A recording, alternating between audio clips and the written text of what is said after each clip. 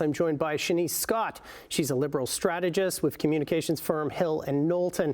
Shanice, there still will be two official debates, one in English, one in French, but there was a lot of talk today about Carney deciding to skip a proposed third debate in French hosted by TVA, and then TVA's decision to then cancel the proposal. Pierre Poilievre saying this on X today: if Mark Carney is too fragile to debate other leaders, how can he stand up to Donald Trump?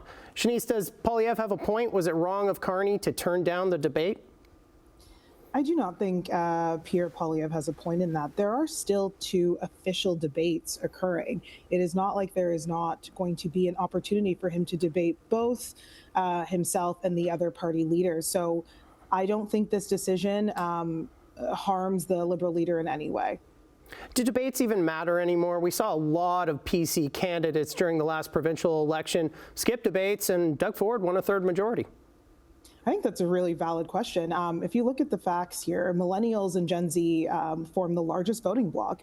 I don't know if they're necessarily sitting down to watch 2 to 3 hour debates. They might catch a couple sound bites on socials, but I think increasingly we'll see a shift in how people pay attention to debates.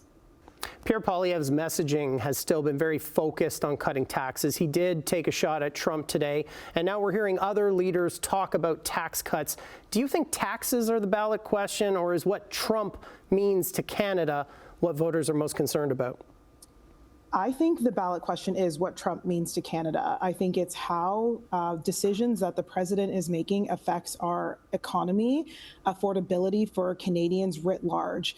This is jobs. This is putting food on the table for your families. It's really important. And I think Canadians are going to show up to the polls to demonstrate just that. I want to ask you about Jagmeet Singh, too. He was, of course, on the campaign trail like his colleagues today. I'm wondering how you think he's going to fare in this election. I mean, I have to look at seat projections, and I think the latest I saw, he was slated to win about 8 seats. I think it's going to be a tough run for the NDP leader. This is really going to be a question of whether he is the right fit for the NDP, if he can deliver any sort of result that's going to make the membership base happy, and currently it's not looking favorable. Do you think this could be the end for Singh? Like, if he has a bad performance in this one, are the NDP going to start considering if he's the right man to lead the party? I think this is going to be that election for him. They're going to make a decision, and it's about time. He's had a few proverbial kicks at the can, if you will, on whether or not he can actually stand to take the NDP over the edge there and become the official opposition, because they are sitting at the fourth party technically, let alone the prime minister. So I do think the NDP are due for a shift there. I want to get your thoughts on one last thing before I let you go. The panel charged with safeguarding this election held a press conference today saying it's closely watching for signs of foreign interference. Should Canadians be concerned about foreign interference in this election, considering we've heard that there were issues of this in previous federal elections? Yeah, I think that's a really interesting point. And I think we need to think of foreign interference and not necessarily the traditional sense. There are very influential people who are using socials and other channels to actually put forward their opinion.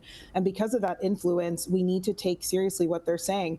This might result in Canadians writ large getting better at how they discern what is in the media. So I don't think it's just necessarily that traditional sense, but it's also what we see on our social channels and our media channels. We need to make sure the media literacy is quite strong.